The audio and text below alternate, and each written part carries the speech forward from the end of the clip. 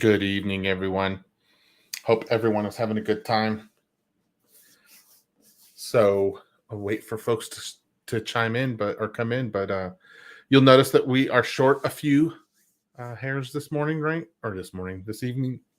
And yep. So we already knew that Joe wasn't going to make it. Hey, Gabe. We already knew that Joe wasn't going to make it. Joe has been working, and then Sandy actually had some issues happen. I shouldn't have said it like that, right? She had some things come up earlier, and she had said she wasn't going to be able to make it. And so it was like, it was the last episode of the season. And I was like, man, I don't want to postpone, because then you postpone and maybe something else comes up, maybe something else happens, right? And then it's like, so then you're kind of holding off. And I was like, I don't know. And I was like, well, we'll just go ahead and go live. Whether it goes long or short, that's anyone's guess. But I did want to take some time to kind of talk about a few things. I was kind of inspired earlier this week. Actually, I'm glad that you're here, Gabe, because I was watching your stream, the replay. I don't know if you saw my comments on there. So Gabriel Leal, who's in the comments, he has a show that he does on LinkedIn, and it's pretty good, actually. I've wanted to get us on LinkedIn as far as broadcasting from LinkedIn for ever since I found out it was available. But it's kind of like a hit and miss application process, which I've submitted several times, and then they changed the requirements, and you have to meet some criteria. And so we needed to get some more followers on our LinkedIn page. We just couldn't reach it, and so we'll have to wait till the criteria changes again, or until we get more people to kind of go into LinkedIn and follow us on there also. That way we can meet the minimum criteria to be able to start broadcasting on there. But I think the Social and Distancing Show actually leads real well in the LinkedIn platform, because LinkedIn, it's a professionals community. So it's related a lot about work, your careers, and different things that it's involved around that. And so I thought that the Social and Distancing Show just makes sense to get on that platform, since we have a lot of professionals and people from, a lot of great walks of life who've come on here, who we've been able to interview and kind of shine the spotlight on them. So I thought that would be a good environment to be in, right? I really like it there. I also wanted to help grow our YouTube channel. One of the main things from that is so that we can get the name changed from the random generated numbers or the characters that it gives you, and actually get the Social and Distancing Show, or SUDS, as the name of our YouTube link. So we've been 30 plus followers shy from that for about 2 years now. And so we just can't make headway there, which is fine. It's okay. When Joe, Sandy, and I did this, we told ourselves that we were going to do this so that it would be fun. That would be the goal. That was going to be the main thing here. And I think we've lended to that well. I would like to see more growth. I would like to see a next stage of what comes next for the Social and Distancing Show.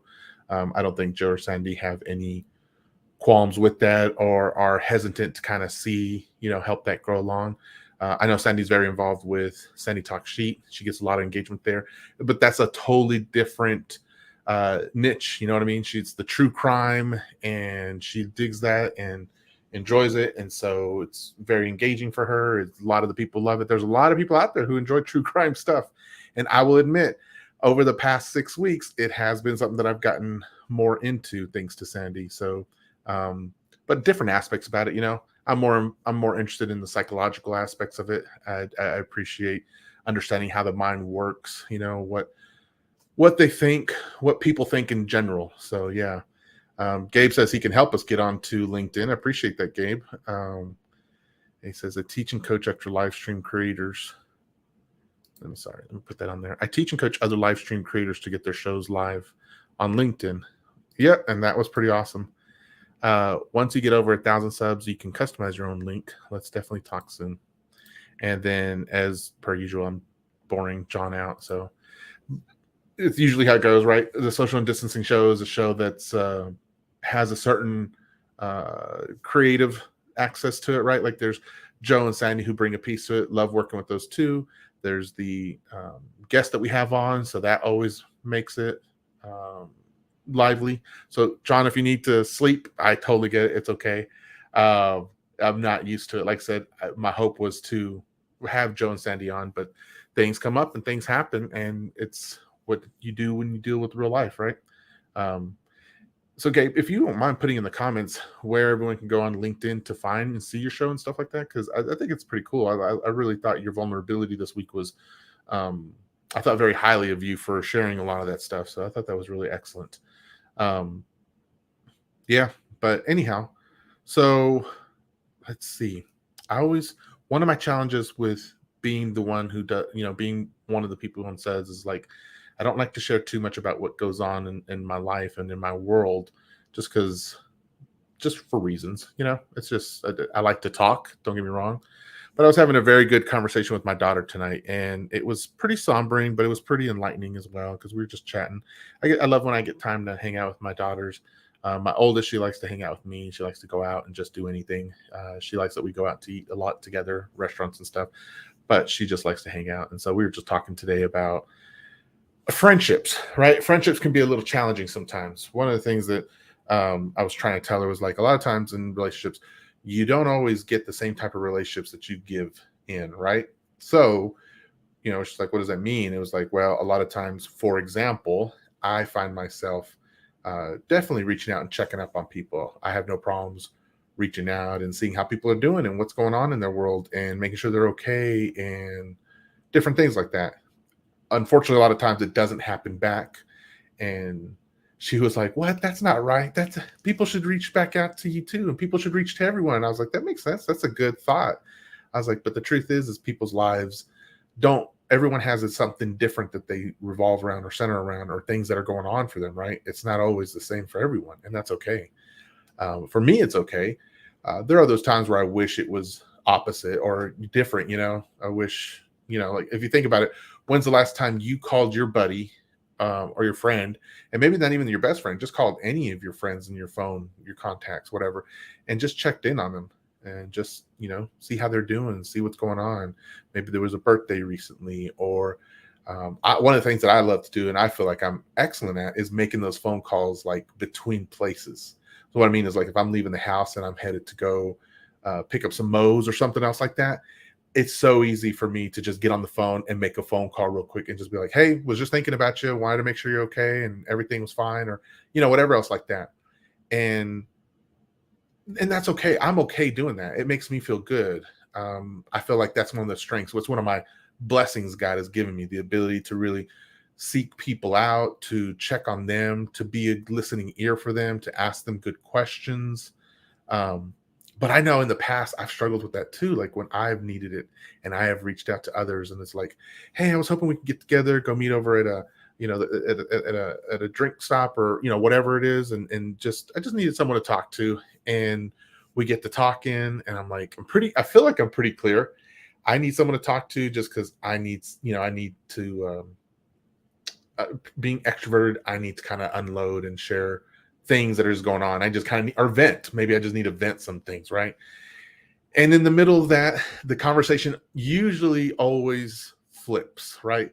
So when I call someone to hang out with so that I could talk some things out for me, they usually end up telling me, wow, this is really great. I no one ever does this for me. I really find I can use this. I could use this type of time too, because I have this that goes on and I have that goes on and this happens and that happens. And it's like, okay, well, one of us needs some help. Obviously, it's not going to be me. So let's go ahead and focus on you. And not from a bad spot, right? It's not from a bad spot. It's just, it goes, for me at least, that's part of that self-care that I need. So I need my love language is words of affirmation. So I always love when someone says some good things about me. But in that, words in general are just how I communicate and come across and help and things like that. So I need to be able to talk to someone. My wife is my best friend for sure, right? And I talk to her when I can. She's such a busy woman. I rarely get time with her. And so when I do get time with her, I end up talking her ear off. And that's just who I am. I just talk a lot, right? And so I don't think there's anything wrong with it. But I find that when I need those times with people, I've just got to be able to, if I can, get that self-care I need or not.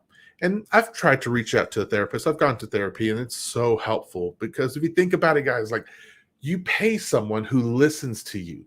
That's a rare commodity. if you can find someone in your life who just listens to you normally, who wants to listen to you, that's great. But to pay someone so that that expectation is understood and is met, that's great.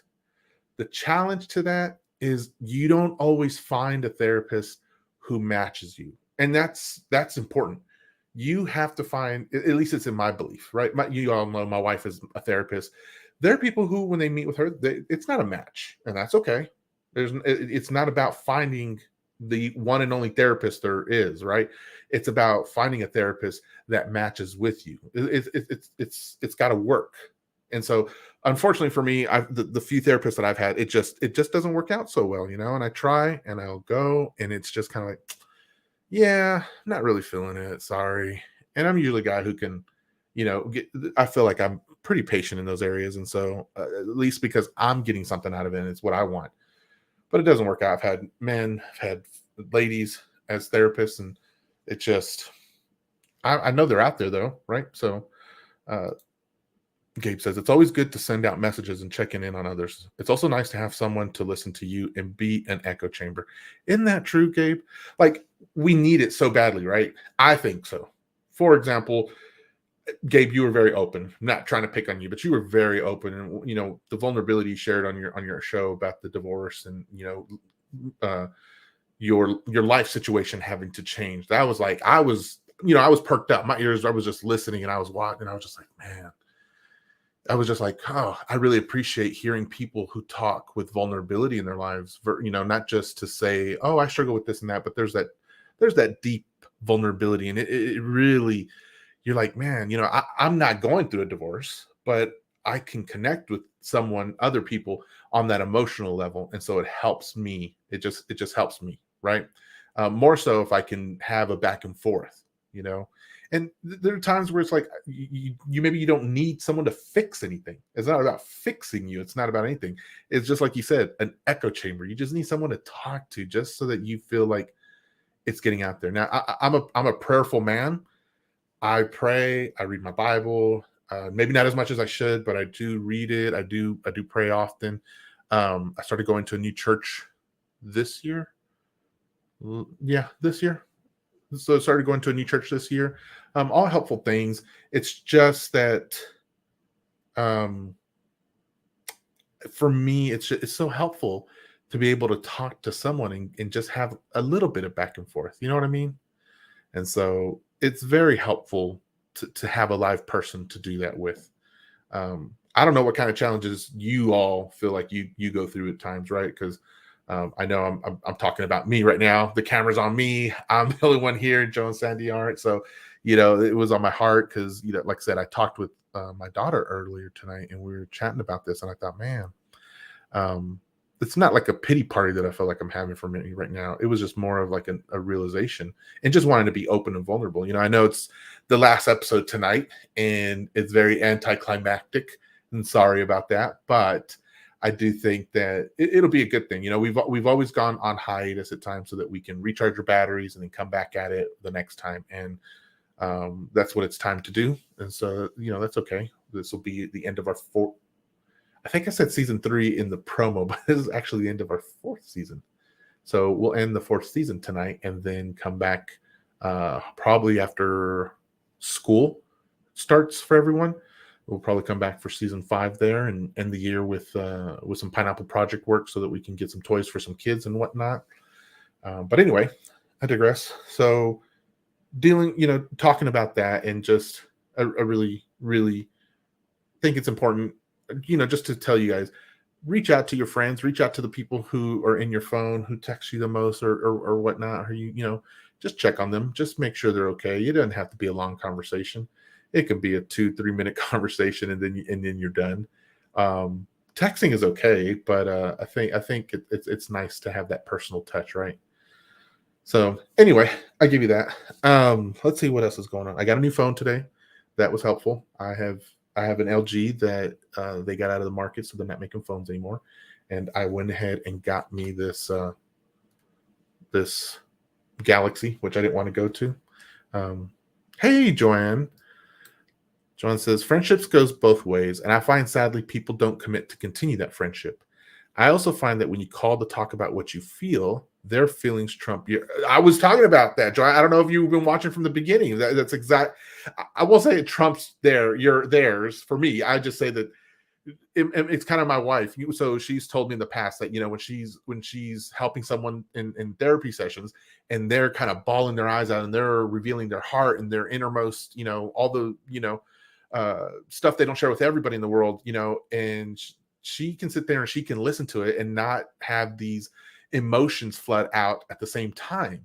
And I'm like, how do you do that? Because that's crazy. Like, I would feel emotionally impacted with them and I'd start crying, or having feelings like that. And she's like, well, if you're both crying, who's getting helped? If you're both in the feelings like that, who gets the help? And I was like, man, that is so right. And so I think it makes sense for me when I'm meeting with people or talking with people and that happens. And I find maybe it's more specific with guys. Help me, Joanne, on that if it's not. But I feel with men in particular, it's extremely difficult for them to focus on the other person and so they just take and take and take, and they don't think to give back, or to kind of reverse it a little bit. And so I feel like the men that I have met with over the years, that has been the common denominators. If I initiate the meeting or the conversation, that it flips. And in my heart, I'm like, someone needs to be given the attention. And I'll come home and I tell my wife, and she's like, did it go great? Did it go well? Did you have a good time with, so-and-so? And I'll be like, yeah, I mean, so anyway, I wish people were more considerate of other people and their feelings, Mr. Dr. Pineapples by proxy. Yeah. I appreciate that, Joanne. I really do. Yeah, it's a practice. I'll be honest. I think I only learned it because talking with my wife and doing it enough times in our marriage where she's been like, when I talk, you listen, and then you retell me what I told you so that I understand you heard me, and then we can move forward. And so I appreciate that about her. I appreciate learning that.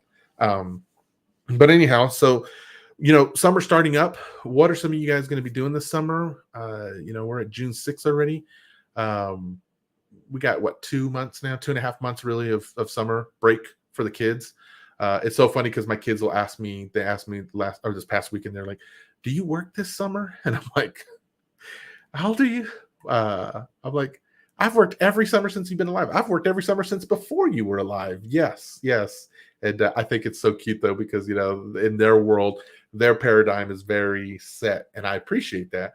But it's like, I've never not worked a summer since you've been alive, and so you go to camp, and mommy and daddy go to work. So that's not going to change this summer. It won't change. It didn't change last summer. It's probably not going to change next summer. So, um, but yeah, I don't think we have anything big planned. My father, I'm excited for him. I don't know. I remember sharing my dad had got sick and he's in hospice care right now, but I just found out through Facebook actually that one of his bucket items was to ride in a NASCAR vehicle. So I think they have the NASCAR experience down in Dallas or Fort Worth or somewhere like that. And so he's going to be traveling there early July, and he's going to sit in the NASCAR vehicle. And I think it's like 4 minutes. He gets to race around the track. Excuse me. And so he's pretty excited about that. I know that along with Alaska are two of his bucket items that he wanted to do. And so that's what he's going to get to do. And he already did Alaska earlier this year, and now he's doing NASCAR. And it's great. I'm glad for him. I'm super excited. I wish I could be down there with him and whatnot. But it is what it is. And he's handling it like a champ. So I'm trying to handle it like a champ up here too. Anyway, what else is going on? What's going on for you guys? I need some comments in here so I can help, because otherwise I'll know that I need to probably stop, and then we can end it. And it's not a big issue or anything, right? I'll still come on periodically and just share, just because that's my nature, right?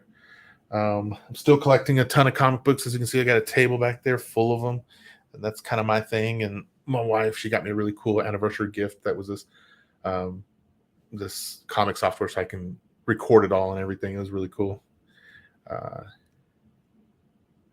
Let's see. John says, I feel like you guys are in your way out of doing this, which is understandable. Maybe it is. Maybe it is. I will tell you this much though, John. I will make this commitment. Regardless of what happens, eventually, I mean, there's just going to be a time where it stops, right? I don't foresee me stopping this anytime soon. So I understand Joe's a busy guy. I know Sandy's got a lot going on with her house building and whatever, but I haven't heard anything. I haven't committed to anything that's going to stop this. But if anything happens, I will be on doing something, some way, somewhere, somehow. Okay. Um, I've actually been thinking about how to raise up a new show that I want to do with some others, and topics that are a little bit more deeper and meaningful to me. Not that Suds doesn't do that, but we've always said here we were going to do lighthearted, fun stuff. We were going to shine the spotlight on people, and just like a person has multiple, or not personalities, but multiple dimensions to their personality. That's kind of how these shows do. So these shows focus on aspects of that personality, and the social and distancing show focused on having friends, meeting new friends, and shining the spotlight on them. I'd like to do one that maybe shines a spotlight on different topics, and so it may not be for everyone, and that's okay. But I would like to talk about some of the things that are a little bit more dear and near to my heart that we would normally not discuss on the social and distancing show. But like I said, I don't, as of right now, I don't have any plans for Joe, Sandy, and I not to continue. Things can always change and fluctuate, and that's fine too.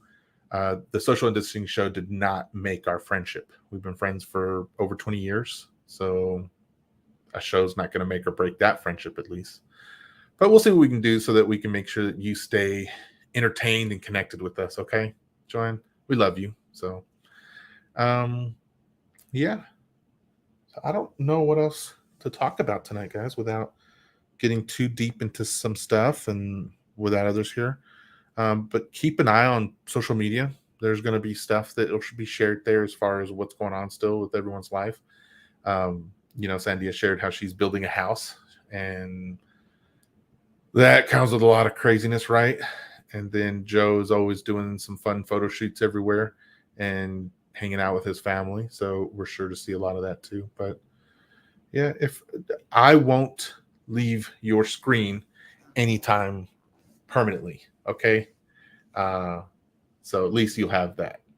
And I still love meeting new people. So even if whatever the case is, I still plan on doing the social and distancing show. And the heart of it was meeting new friends. So I still plan on doing that for as long as I possibly can. There's lots of people I want to interview and get to know and shine a spotlight on them. So anyhow, but yeah, I guess that's all I've got tonight, everyone. I love you. I wish I could have stayed on longer. 30 minutes is a pretty good amount of time though, right? 20 minutes. So I'm not going to prolong this out long, but it was a great season 4. It was really fun having a lot of the people come on. I was really excited that we got to see Dr. Ben so much. We got to have Jimmy come on a little bit, and got to meet a freaking rocket scientist or a physicist. How cool is that? That was such a kickback from season 1, because that was the last dimension of wellness that I needed to fulfill, or one of the last requests that I needed to fulfill. And so it was cool, fulfilling it 2 years later. But yeah, so anyhow, I love you all. I hope you all have a great summer, because when we come back again, we're going to be asking for money so that we can put some Christmas gifts under trees for some of the kids in the foster care system. But that'll come out next year. So John says, well, really, I think you guys did a great job in entertaining us during the pandemic. Aw, John, you're so sweet. It was a pleasure doing it. I loved it. So, John, you're making me feel like this is the end. Let's not feel like that. It's not the end. It's just bye for now, like it normally is. It's just extremely anticlimactic. We've always done something big and grandiose for the season finales and stuff, and tonight it just kind of fell. So, not a big issue. We'll just tuck it under the belt, and maybe we'll come back later anyway. Maybe we'll have a proper season finale. Maybe Joe and Sandy will be like, yeah, let's do a real one, and then we'll come back. But just so that there's not that weird expectation looming. I'm the kind of guy that likes to just define stuff, label it, and so I wanted to make sure this was going to be the last time we come on for this season. But if they want to come back and we can do another one, obviously it's not going to be an issue with me. So, but anyway, but I love you guys, love you all. Hey, keep hitting us up in the comments with whatever questions you have. Make posts, send us stuff about who you want to see in the future and stuff. Like I said, the Social UnDistancing show will be back. Absolutely 1000%. It will be back. I have guests already lined up for the new season. I had a few people who were going to be coming on now, but because we ended the season early, we couldn't get them on. But I was like, I'm putting you on for next season for the beginning. Okay. And they were like, yes. So it will be back. Okay. It will be back. Yeah. Oh, see, look, Sandy even shows up. She's good. Yeah, that's what I was telling them at the beginning, Sandy. I didn't want to spill all your stuff, but I basically said similar. Just it happens. So anyway, like I said, but yeah, I'm just prolonging it actually until I can find the outro. Bear with me here. Intro, outro. Sorry. Okay, here we go. Got it. All right, everyone. So 2 more comments here. You can. I'm good. Oh, okay. All right. Well, so Sandy's house that she was building, she got it flooded, which is weird saying, right, for you guys down there in Lubbock, if there's any flood. So her basement got filled with water. I think she told me 1,800 gallons of water. Was that right? Gallons or cubic feet? I don't know. It's got to be gallons. Cubic feet is not liquid measuring. Anyhow. So yeah, they had to pump out a ton of water out of their future basement so that they can keep building. And they were hoping that, and I asked her this, I was like, it's Texas. Can't you just let it sit there and let the sun dry it up fast enough? And they were like, they could, and they were hoping to do that, but it was too much water. And it was more about getting the builders to do some more work faster than it was for the sun to dry up the water. So I was like, okay. Yeah. 18,000 gallons of water. Jeez. That's a ton of water, Sandy. Oh, I'm so sorry. CPJ came in too.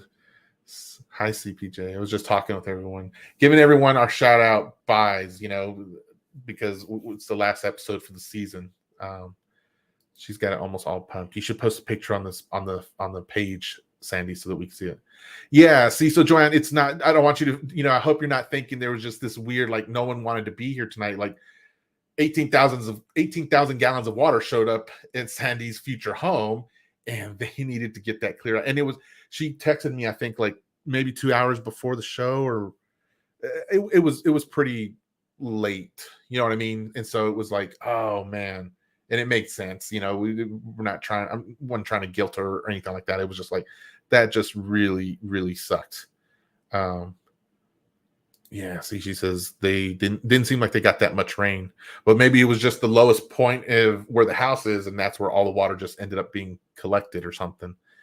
We had 3 pumps going, 1 rental from Home Depot. I didn't even know you could rent pumps from Home Depot. I have to put that in my memory banks for a future. Yeah, Sandy she sent me the pictures and texted me, and I was like, next time you need to put a disclaimer on there. You need to put like in little quotations or whatever, trigger warning, right? Because y'all know. Oh, so I appreciate your basement flooding and you're getting it pumped out. At least the house isn't there. Not to minimize it, because it's still needed to get pumped. But y'all know I've dealt with a flooded basement where it's furnished. Like right now, I'm in my basement. So you see carpet, you see life happens down here. But in my previous house, there were moments where there was water in here, and it was like, oh my God, what in the world? Oh my gosh. So it bites. There's nothing like having your wife say, hey, there's water in the basement. Did you know? And it's like, yeah, and then you get up out of the couch because you fell asleep down there, and you put your water in standing water, and you're like, are you kidding me? So yeah. I was like, please tell me trigger warning, because my PTSD kicks off and I start thinking all these things, and I'm not looking for all that. But we haven't had, anyway, I'm not going to say anything on that one. But yeah, so anyway, real quick, also, I want to say, we had a lot of fun guests on this season, and you guys coming out and commenting and hanging out with us and whatnot. And so yeah, we're definitely going to be doing this again. There's not an end here. We are, I've got guests lined up. We're going to come back. I'm not stopping this. And just so you guys know, in the background, I usually do ask Joe and Sandy occasionally. I'm like, hey, do y'all still want to come on and do this? That way we can make sure to let everyone know. So anyway, I'm just letting y'all know. But CPJ says, but did she go swimming before they started pumping? The picture made it look so cool. Like, I really thought, that's what I told Sandy, actually. I said, Sandy, I was like, forget it, leave it there and just build around it and have an indoor pool right in the middle of the house. Like, that would be so freaking awesome. So many frogs. No more flooding basements. It's water. Yes, babe. Thank you. Yeah. You guys, I'm not even kidding. I would just have nightmares of water flooding my basement. And then I would wake up and I'd be like, and I'd put my feet on the ground, and then I would just go walk all over the basement everywhere and just be like, and then go back to sleep. But yeah, so none of that's happening here. We are good. We are great. Oh my gosh. What is it? I'm so puny. Oh gosh. So punny. She's so punny. That's what she means. Punny. She has any pool seats on. That's what I was telling her. Yeah, man. Let me just let you guys know. Reach out to your friends. Okay. If that's the last message I'm going to say this season by myself here, it's reach out to your friends, please. Check on them. Just see how they're doing. Help them feel like someone's caring for them. Someone's thinking about them. You don't have to give this exorbitant amount of time to them. It can just be a quick 2-minute phone call that's just, hey, was just thinking about you and just wanted to check on you. You okay? Or, you had a random thought about them and you just want to call them up and just say whatever. Like I said, I'm pretty notorious for that, of calling friends and people, and I've just got a random, a billboard sign came up somewhere and I thought it was funny, and I just have to call someone and just share, hey, look at this, blah, blah, blah, blah. And it's like, okay, that's all I want to say. Bye. Talk to you later.